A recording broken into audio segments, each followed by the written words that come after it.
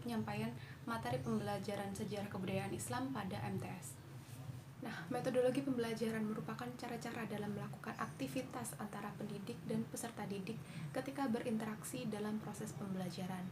Nah, pendidik perlu mengetahui dan mempelajari metode pengajaran agar dapat menyampaikan materi dan dimengerti oleh siswanya secara efisien dan efektif. Untuk metode yang pertama yaitu metode konvensional atau ceramah. Metode ini dilaksanakan dengan menyampaikan informasi secara lisan kepada siswa. Nah, di sini guru diharuskan menguasai materi pembelajaran agar dapat menyampaikan secara efisien dan efektif kepada siswa. Untuk metode ini merupakan metode yang paling praktis dan ekonomis, tidak membutuhkan banyak alat bantu. Metode ini mampu juga digunakan untuk mengatasi kelangkaan literatur atau sumber rujukan informasi karena daya beli siswa yang di luar jangkauan, seperti itu. Adapun kelebihan dari metode ceramah yaitu yang pertama dapat mendorong siswa untuk menjadi lebih fokus, yang kedua yaitu guru dapat mengendalikan kelas secara penuh, dan yang ketiga guru dapat menyampaikan pelajaran yang luas, dan yang keempat dapat diikuti oleh jumlah anak didik yang banyak, dan yang terakhir yaitu mudah dilaksanakan karena dapat dilakukan secara efisien dan efektif. Adapun kekurangan dari metode ceramah yaitu yang pertama, siswa menjadi pasif karena yang aktif menjelaskan hanya guru dan pembelajaran berpusat kepada guru atau teacher learn center. Yang kedua yaitu proses belajar terkesan membosankan dan akan membuat siswa mudah mengantuk ketika dilakukan pada pembelajaran terakhir. Yang ketiga yaitu terdapat unsur paksaan untuk mendengarkan. Yang keempat yaitu siswa dengan gaya belajar visual akan membosan dan tidak akan dapat menerima informasi atau pengetahuan. Pada anak dengan gaya belajar auditorial, hal ini mungkin cukup menarik. Yang kelima yaitu evaluasi proses belajar sulit dikontrol karena tidak ada poin pencapaian yang jelas. Yang keenam yaitu proses pengajaran menjadi verbal atau berfokus pada pengertian kata-kata saja. Yang kedua ada metode diskusi. Metode diskusi merupakan metode pengajaran yang erat hubungannya dengan belajar pemecahan masalah. Metode ini juga biasa dilakukan secara berkelompok atau diskusi kelompok. Adapun kelebihan dari metode diskusi yaitu yang pertama, dapat memberikan pemahaman pada anak didik bahwa setiap permasalahan pasti ada penyelesaiannya. Yang kedua, siswa mampu berpikir kritis.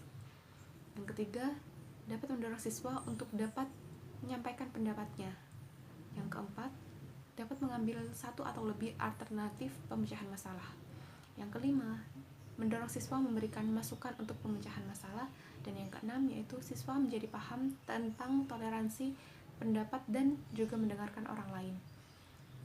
Adapun kekurangan dari metode diskusi ini yaitu yang pertama, cocok digunakan untuk kelompok kecil. Yang kedua, tema diskusi terbatas. Dan yang ketiga, dikuasai oleh orang yang suka berbicara. Dan yang keempat, dibutuhkan penyampaian secara formal dalam berpendapat. Dan yang ketiga ada metode demonstrasi. Metode demonstrasi digunakan pada pengajaran dengan proses yaitu menggunakan benda atau bahan ajar pada saat pengajaran. Bahan ajar akan memberikan pandangan secara nyata terhadap apa yang akan dipelajari, bisa juga melalui bentuk praktikum. Metode demonstrasi ini memiliki manfaat antara lain siswa jadi lebih tertarik dengan apa yang diajarkan. Siswa lebih fokus dan terarah pada materi pengalaman terhadap pengajaran lebih diingat dengan baik oleh siswa. Adapun kelebihan dari metode demonstrasi ini yaitu siswa bisa memahami secara lebih jelas tentang suatu proses atau cara kerja. Yang kedua, penjelasan menjadi lebih mudah dimengerti. Yang ketiga, meminimalisir kesalahan dalam penyampaian materi lisan karena bukti konkret dapat dilihat. Adapun kekurangan dari metode demonstrasi ini yaitu apabila benda yang didemonstrasikan terlalu kecil, siswa kesulitan dalam mengamati. Yang kedua, jumlah siswa yang terlalu banyak dapat menghalangi pandangan siswa secara merata. Dan yang ketiga, tidak semua materi bisa didemonstrasikan. Dan yang terakhir yaitu memerlukan guru yang benar-benar paham agar bisa mendemonstrasikan dengan baik tentang metode pembelajaran yang diajarkan. Ada metode ceramah plus. Metode ceramah plus dapat dipahami sebagai sistem pengajaran dengan menggunakan ceramah lisan dan disertai metode lainnya. Metode mengajar ini menggunakan lebih dari satu metode. Misalnya, yang pertama, metode ceramah plus tanya jawab. Metode ini secara ideal disertai dengan penyampaian materi dari guru, pemberian peluang pada siswa untuk bertanya apa yang tidak dimengerti, dan pemberian tugas di akhir pengajaran. Yang kedua, ada metode ceramah plus diskusi dan tugas. Metode ini dilakukan dengan memberikan materi secara lisan, kemudian disertai dengan diskusi dan pemberian tugas di akhir sesi. Dan yang ketiga, terdapat metode ceramah plus demonstrasikan dan latihan. Metode ini merangkap dari penyampaian materi dengan memperagakan atau latihan atau percobaan. Selanjutnya, terdapat metode resitasi. Metode resitasi merupakan metode mengajar dengan siswa diharuskan membuat resum tentang materi yang sudah disampaikan guru dengan menuliskannya pada kertas dan menggunakan bahasa sendiri. Adapun kelebihan dari metode resitasi yaitu siswa menjadi lebih ingat dengan materi karena telah menuliskannya dengan resum. Yang kedua, siswa menjadi lebih berhasil dalam mengambil inisiatif dan mampu bertanggung jawab. Kelebihan metode resitasi yaitu siswa menjadi lebih ingat dalam materi karena telah menuliskannya dengan resum.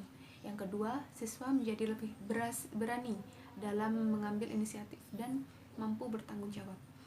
Adapun kekurangan dari metode resitasi ini yaitu hasil resum yang dilakukan terkadang hanya mencontek pada teman dan bukan hasil pikirannya sendiri. Yang kedua yaitu susah mengevaluasi apakah siswa benar-benar memahami hasil tulisan resumnya sendiri, karena tugas bisa saja dikerjakan oleh orang lain. Selanjutnya yang keenam, metode percobaan. Metode percobaan merupakan metode pengajaran dengan menggunakan action berupa praktikum atau percobaan lab. Masing-masing siswa dengan ini mampu melihat proses dengan nyata dan belajar secara langsung. Adapun kelebihan dari metode percobaan ini yaitu metode ini yang pertama dapat membuat siswa merasa bahwa materi yang dipelajari benar adanya dengan dibuktikan melalui percobaan. Yang kedua, siswa dapat mengembangkan diri dengan mengadakan eksplorasi dengan percobaan-percobaan. Dan yang ketiga, yaitu metode ini akan menghasilkan siswa dengan jiwa peneliti dan suka mencari tahu dan mengembangkan keilmuan dan memberikan kesejahteraan pada masyarakat. Adapun kekurangan dari metode percobaan ini yaitu yang pertama, kurangnya alat seringkali menghambat siswa untuk dapat bereksperimen secara lebih.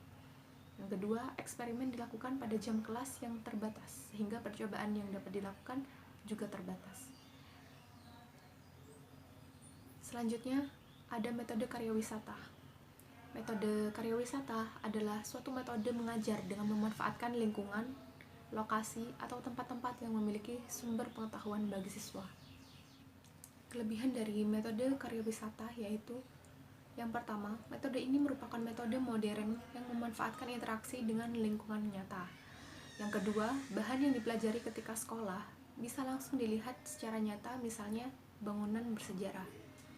Yang ketiga, yaitu pengajaran dengan metode ini bisa merangsang siswa untuk lebih kreatif. Dan yang keempat, metode pengajaran ini sangat menyenangkan dan tidak jenuh. Kekurangan pada metode karya wisata yaitu yang pertama, memerlukan perencanaan yang matang. Yang kedua, memerlukan persiapan yang disetujui oleh banyak pihak. Dan yang ketiga, seringkali metode belajar ini lebih mengutamakan tujuan rekreasi daripada tujuan pembelajarannya. Yang kedelapan yaitu metode latihan keterampilan.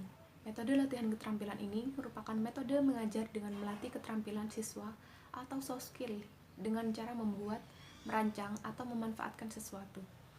Metode ini membutuhkan kreativitas siswa yang tinggi dengan memanfaatkan suatu bahan menjadi barang yang lebih berguna dan bermanfaat. Kelebihan dari metode latihan keterampilan ini, yang pertama, metode ini melatih kecakapan motorik dan kognitif anak dengan menggunakan alat-alat dan kemampuan mengolah bahan menjadi ide yang lebih kreatif. Yang kedua, yaitu melatih kreativitas seni siswa. Yang ketiga, melatih fokus, ketelitian, kecepatan, dan ketepatan. Adapun kekurangan dari metode latihan keterampilan yaitu yang pertama, siswa yang tidak memiliki minat akan kesulitan untuk menyesuaikan dirinya. Yang kedua, menghambat bakat siswa yang lainnya sehingga lebih baik disesuaikan dengan bakat masing-masing. Dan yang ketiga, waktu yang terlalu lama dalam melaksanakan latihan bisa menimbulkan kebosanan dan kehilangan minat dari siswa.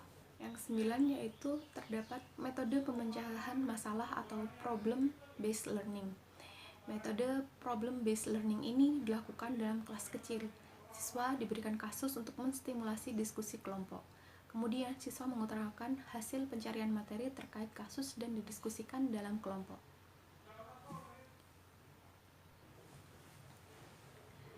Adapun kelebihan metode problem based learning adalah yang pertama, siswa menjadi lebih aktif dalam mencari materi atau informasi terkait kasus. Yang kedua, siswa aktif dalam menyampaikan pendapat dan berdiskusi. Yang ketiga, suasana kelas tidak membosankan dan menyita fokus siswa. Adapun kekurangan dari metode problem based learning yaitu metode ini lebih tepat dilakukan dalam kelas kecil dengan jumlah siswa yang tidak terlalu banyak. Perlu adanya trigger atau kasus yang baik agar diskusi dapat terarah sesuai tujuan pembelajaran. Yang ketiga, perlu adanya mentor atau pembimbing yang bertugas meluruskan alur diskusi. Yang keempat, diskusi bisa berjalan terlalu panjang lebar pada satu topik bahasan dan memakan waktu apabila semua siswa berpendapat pada satu topik. Dan yang terakhir, pendapat siswa mungkin sama atau mirip yang seharusnya sudah tidak perlu disampaikan lagi. Untuk metode yang terakhir yaitu metode perancangan. Metode perancangan merupakan metode mengajar dengan merangsang siswa untuk mampu menciptakan atau membuat satu proyek yang akan dipraktekkan atau akan diteliti. Pun kelebihan dari metode perancangan yaitu yang pertama, dapat membangun pola pikir kritis dan kreatif siswa sehingga lebih luas dan mampu memecahkan masalah. Yang kedua, metode ini mengasah siswa untuk dapat mengintegrasikan pengetahuan, sikap, dan keterampilan secara terpadu dan berguna nyata dalam kehidupan sehari-hari. Adapun kekurangan metode perancangan ini yaitu kurikulum yang ada belum menunjang metode pengajaran ini. Metode ini hanya bisa dipelajari atau diperoleh ketika ada event perlombaan. Yang kedua yaitu dibutuhkan bimbingan dari guru yang khusus dalam melakukan perencanaan dan pelaksanaan. Dan yang ketiga yaitu membutuhkan fasilitas dan sumber yang mendukung pelaksanaan. Sekian pemaparan saya terkait metode penyampaian materi pembelajaran SKI pada MTS. Kurang lebihnya mohon maaf. Wallahul muwaffiq ila aqwamit thoriq. Wassalamualaikum warahmatullahi wabarakatuh.